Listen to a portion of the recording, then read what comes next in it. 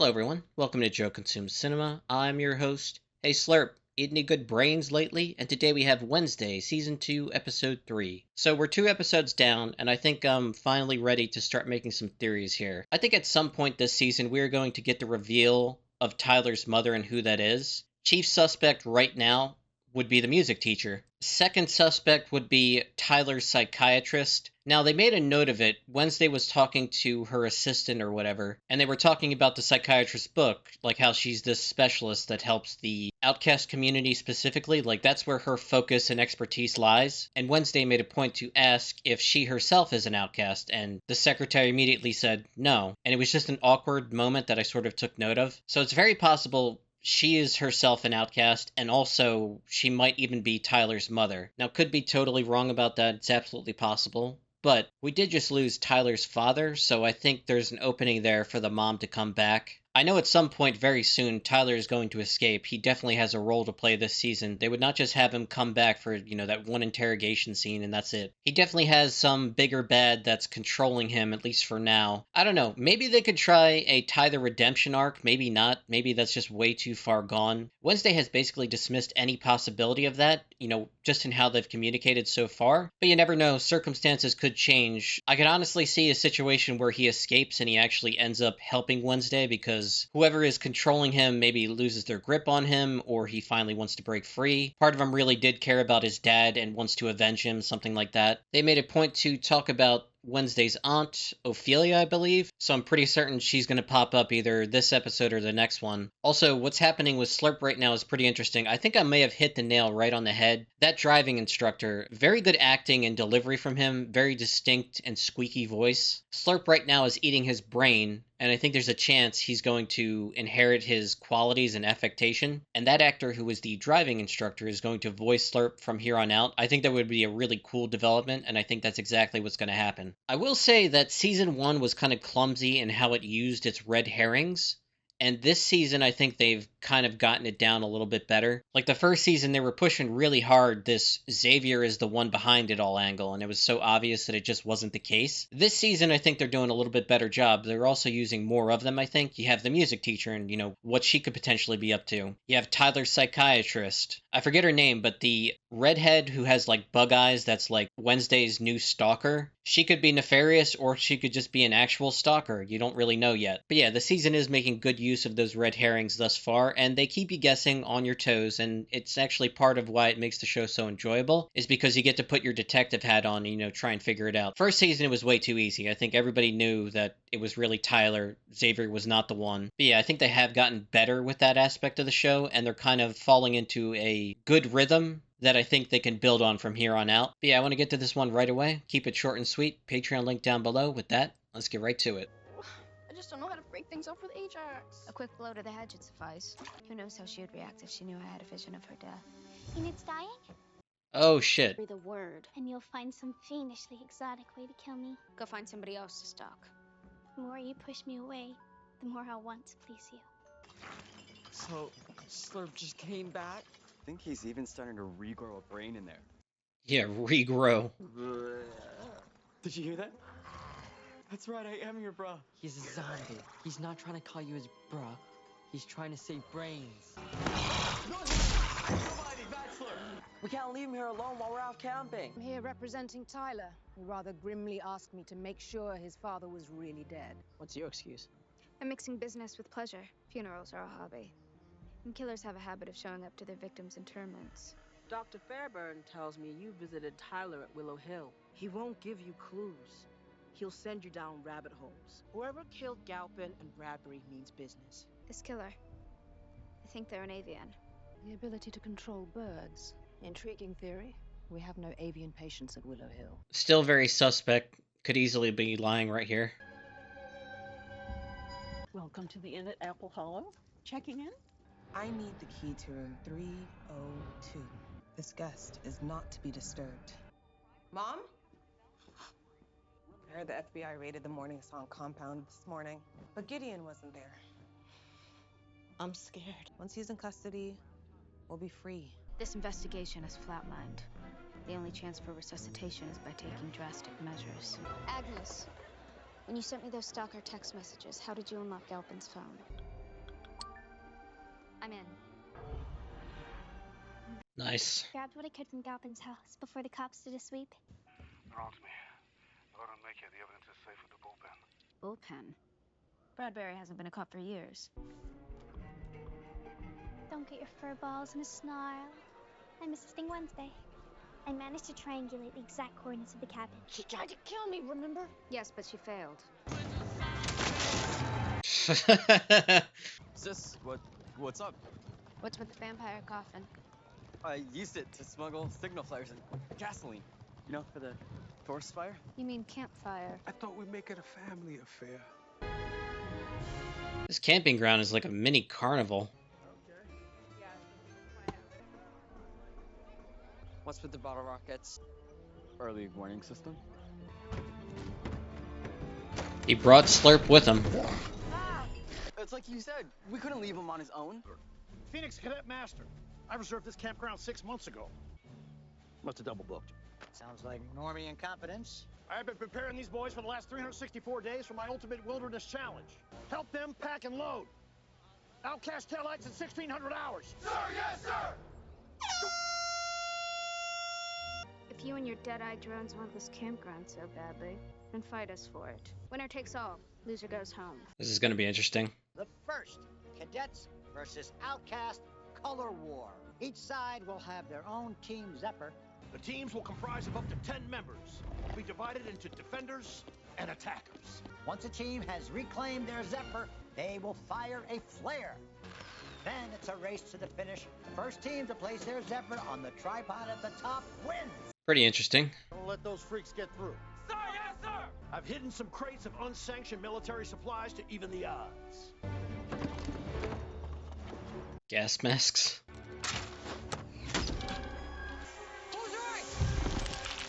Oh shit.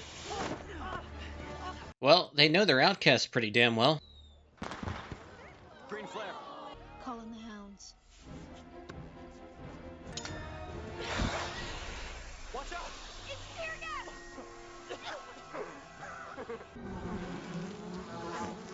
She's chained with the bees.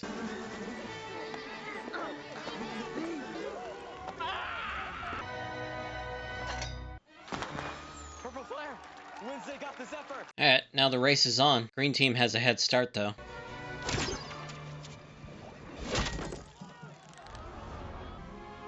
Very nice.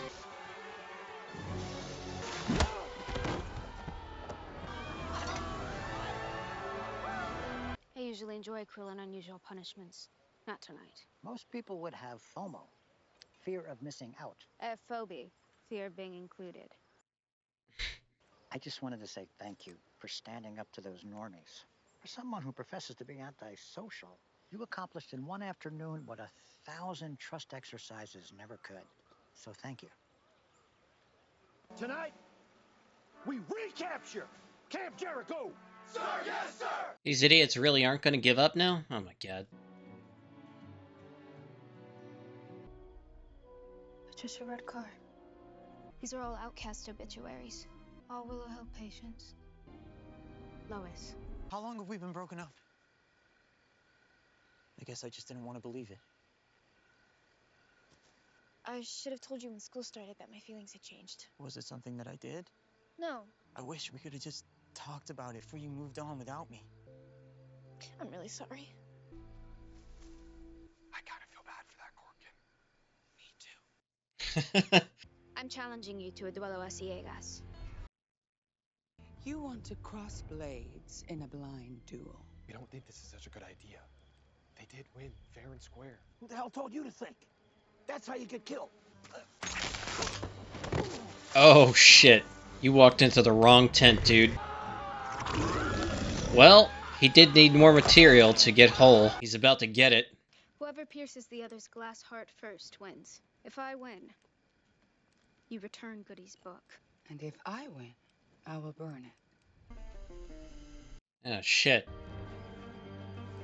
Harboring a murderous zombie will get both your butts expelled for sure. What are you doing here?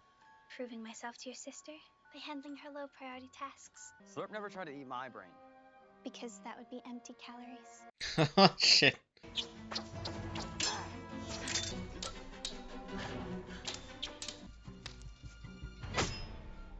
Will bringing a knife to a sword fight? This is a cool shot.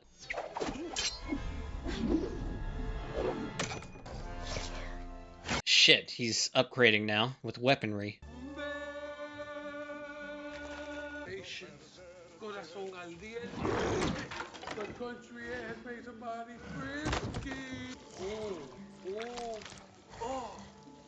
Oh, you are a tigress tonight.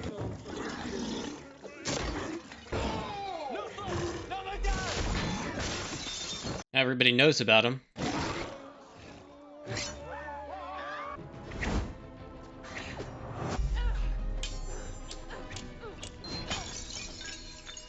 Ah, shit. I'm sorry, darling.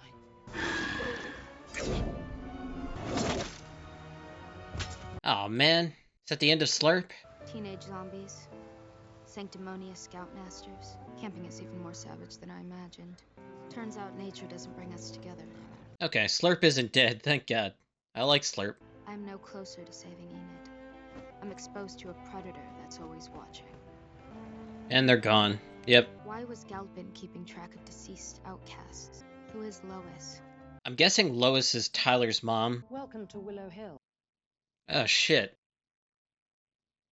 I didn't think we'd be seeing Christina Ricci again, but there she is. Okay, took some time just to gather my thoughts. Decent third episode. A lot has happened. So Agnes, the bug-eyed redhead girl that, is Wednesday's stalker, is inserting herself a bit more. She's trying to prove herself to Wednesday, at least that's what we're expected to believe. So she's trying to make herself invaluable to her so that, she gets to hang around her all the time. Ever more students go on this big camping trip. Eugene and Pugsley take Slurp with them, it turns into a disaster. But really, Wednesday only agreed to go on this thing so that she could do a little bit more investigation, check out the bullpen, Galpin's cabin, it looks like, when he would take his son Tyler hunting. And Wednesday found all these newspaper clippings of all these dead outcasts from, years way back, like on a bulletin board with the name Lois at the top. I'm guessing that's Tyler's mom. We're still meant to be very suspicious of Tyler's psychiatrist. I really think it is the music teacher who's going to end up being revealed that it's Tyler's mom. We saw at the very end of the episode that Christina Ricci's character is back in the mix. She got transferred to that psychiatric facility. There's no real justification for doing that, I think, because the psychiatrist was talking about whoever is controlling Tyler or,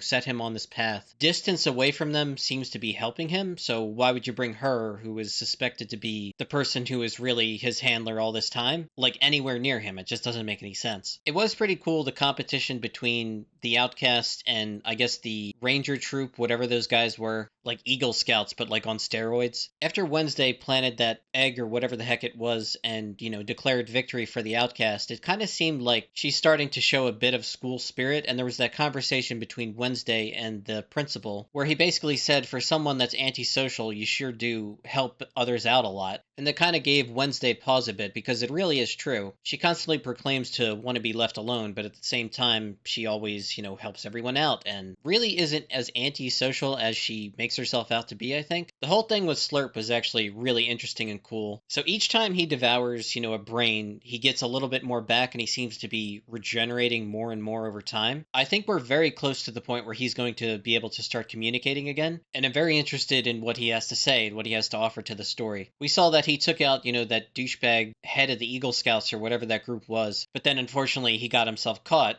So the police haul him away, and it's like, well, he's just a dead body. He's a literal zombie. What are they going to do with him other than destroy him? I don't think Pugsley is just going to sit around and let that happen. I think, if anything, he's going to try and break him out. Wednesday's relationship with her mom is also pretty interesting, I think. The way they have this confrontational relationship is exactly how Morticia has a confrontational relationship with her mom. We keep hearing more and more about her. We just haven't seen her yet. The scene with the two of them sword dueling blindfolded was actually really cool.